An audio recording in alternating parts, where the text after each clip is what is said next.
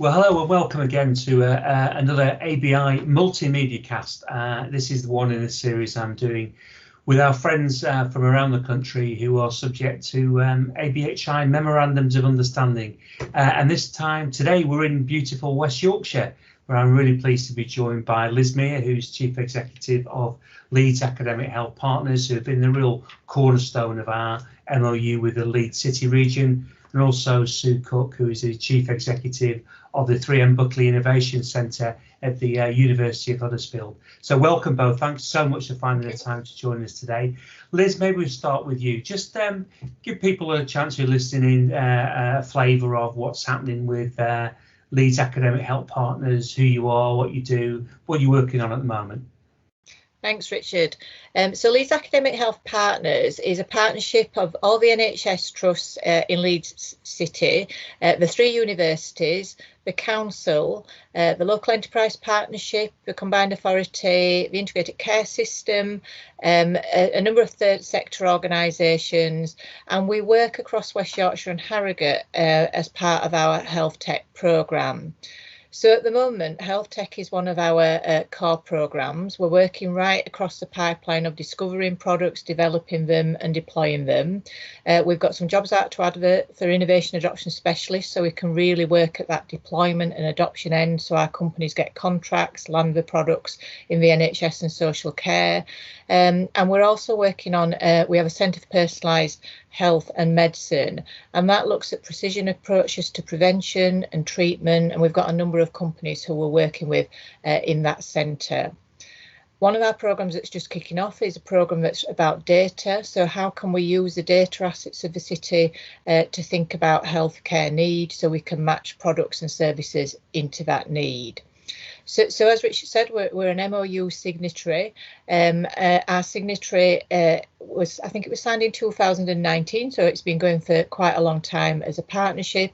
There are 5 universities who are signatories to the agreement, obviously ABHI, the integrated care system, ourselves, and we work together. We meet up every quarter to look at the health tech partnership across the region, how we can support the 200 plus digital and technology businesses operating in the health and care sector, and generally think about what we can do to improve the climate for businesses. I talked a little bit about the new health tech programme. We're starting a network called Health Tech Catalyst, again working with ABHI and the partners with the MOU, and we're commissioning some training at the moment to create this culture where innovation can thrive. So we're going to be training people in all our organisations to be innovation champions, spread and adoption champions, and we're doing some creativity and innovation sessions for leaders. So if a company comes along, people can think, oh, actually, I really could deploy this into the health and care system. I can work differently. I can change a pathway. So we work at all levels right across that discover, develop and deploy. And I can't sort of finish this introduction without talking about Yorkshire and Humber Academic Health Science Network. People may know me because I was Chief Executive of the Innovation Agency, which is an academic health science network in the North West Coast.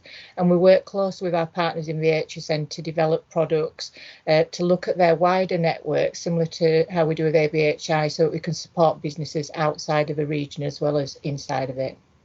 Great, Liz, just on that point then, you're a relatively fresh pair of eyes, having moved from, professionally at least, moved from the other side of the hills. Mm-hmm. I think one of the things that strikes us, the MOU partners, it's a fairly wide selection of organisations, but we get a sense that things are pretty joined up in Leeds and across West Yorkshire. And before I speak to you today, I've been speaking to the West Yorkshire Association of Acute Trusts about some of the work they're doing collaboratively. What's your view as someone relatively new to the system in that terms of joined upness?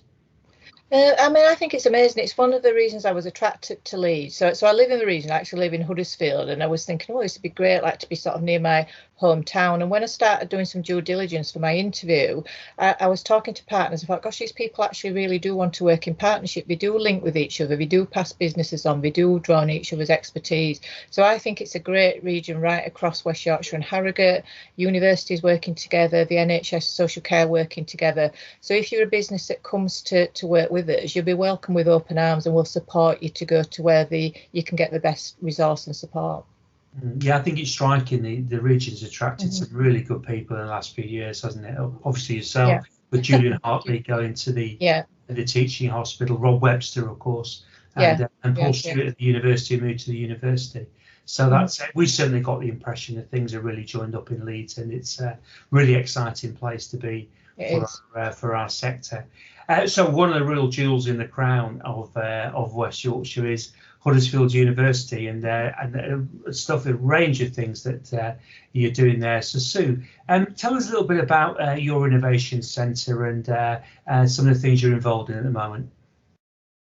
Thank you, Richard. Yes, so I've been here nearly 2 years now, and it's a real asset to not just Huddersfield but the region. So we've got a range of offices and labs, as you would expect, but the real kind of jewel in the crown here is our technology resources, which we call Innovation Avenue. Looking at Liz, she's had the guided tour. Yeah, it was fantastic.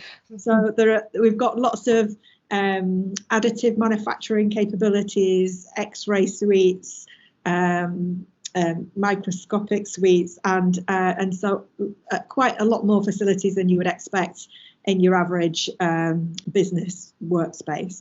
And so that does mean that particularly where we've got businesses that want to be in an environment where they've got technology support, not just on site but across the road in the university and with all the partners that there are in this region, it's a really good space to be. And we'd like to really attract more medtech and health tech companies to benefit from that, that not just the physical space but that ecosystem that kind of flows around it. So we've got a tenant with us at the moment, Innovate Orthopedics. They're involved in the surgical devices area. It's been really good working with them, using some of the facilities for prototyping new products and helping them, to find their way around contacts in the region, that kind of thing. So yeah, it's a really vibrant place to be. Right, a real powerhouse for orthopedics, West Yorkshire, of course. So it's really interesting. You've got an orthopedic company there. Of course, our friends from Johnson & Johnson do an awful lot of their R&D for their orthopedics business out of Leeds, and that is because of the heritage of the area. So Sue, tell us about companies who might be interested in availing themselves of some of the facilities there. What would be the best first step for them? Well, the easiest step on the roadmap here would be to join as a member, which is simply using our address, using our conferencing facilities, maybe some hot desking when that's opened up again after the pandemic. That is a great way to be associated with the centre and tap into all the networks, but without renting a lab or a space here. So that's the first step on the ladder, really. But then we do have businesses that either move here or, particularly with lab space at the moment, we're hearing that this is very much at a premium across the region, so and across the Pennines as well. So we are getting a few inquiries for businesses that really want to get their own lab established or have an R&D space separate to where the rest of their activity takes place. And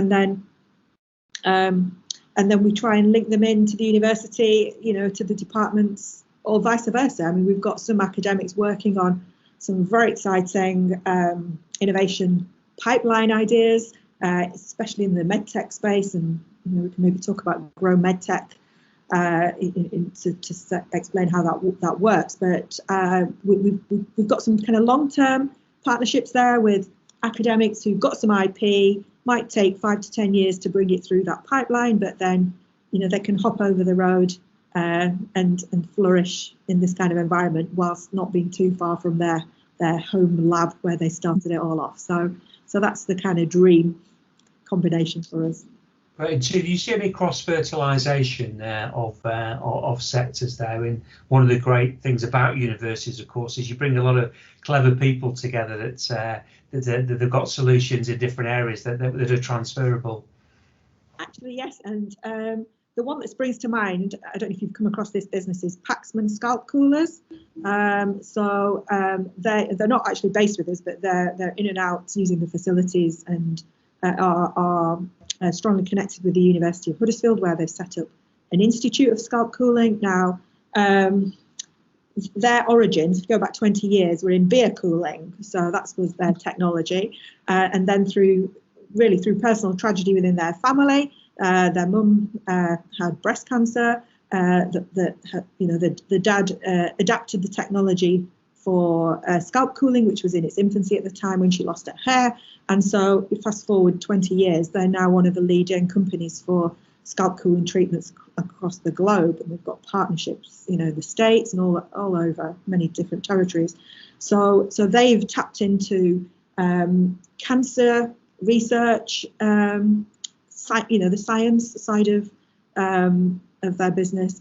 They've also tapped into the university's product design expertise to design the pieces of kit that support the scalp cooling, and they have really gone down that multidisciplinary road of knowing what their own limits are in terms of their own expertise, and then bringing in the academics or the research facilities or whatever it might be that they've needed along that journey. So the Paxman family are a really great example of how it can work really well.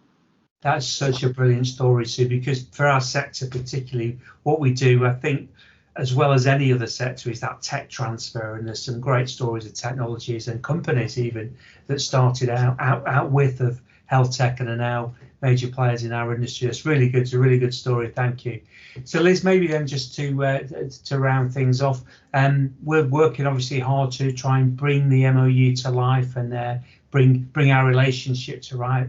Benefit for both your region and some of our members. What do you see as happening next in the months and years ahead? So I think in the next few months, we're going to be launching a network for businesses. We're going to call it the Health Tech Catalyst. And that doesn't seem to be a name that's taken anywhere else, so we're not duplicating, and starting to bring some of our health tech and digital businesses together. So they feel like they're part of the community. They can bounce ideas off each other. We'll be bringing speakers in from a variety of areas. I think, Richard, you're going to be one of our speakers. In Leeds, we've got NHS Digital and NHSX. So those big companies that you might be able to get your company on the supply chain for. Obviously speakers like Sue talking about what they do, what the facilities are, and Huddersfield 3M Centre as one of the sponsors of that, and really to get that feel going that there's something great going on here. We've got the commissioners there, we've got the health sector there, you can pitch your products, and that will start. We think we'll be launching that in May. We've joined the European Connected Healthcare Alliance, so along with yourself we've got this international offer. We're on your international pavilion, so we can start to look beyond our boundaries so that companies can export their products. And I think I said earlier that we're recruiting at the moment innovation adoption specialists. We're growing the lab team so that we can really support businesses to land contracts, land their products in the health and care sector. So I think it's going to be a really exciting sort of 12 months going forward, but then all the activity that we've got going on in the next 12 months supports businesses over the long term as we start to see them grow and thrive. And one of the LAP's overriding principles is to decrease health inequalities and improve economic growth. So one of the byproducts of this for us is that we grow businesses, we get people into sustainable jobs, they've got money to spend and make healthy choices. So we get this lovely circle of health and wealth going on that really supports the whole region to grow and thrive. Liz, that's great. It sounds exciting, as does every time we come to Leeds. There's always so much excitement there. So thank you both so much for your time today. We really look forward to being able to get back up there and see you in person. It was, Colin, I can't remember quite how long ago it was. We had dinner together at Leeds University, and I was able to visit Huddersfield University as well. And for people that don't know it, they're missing out. It's an absolutely beautiful part of the world, as well as being obviously a real hotbed and really one of the most exciting regions, I think, in the country for health tech. So we look forward to working with you in the months and years ahead. Thank you.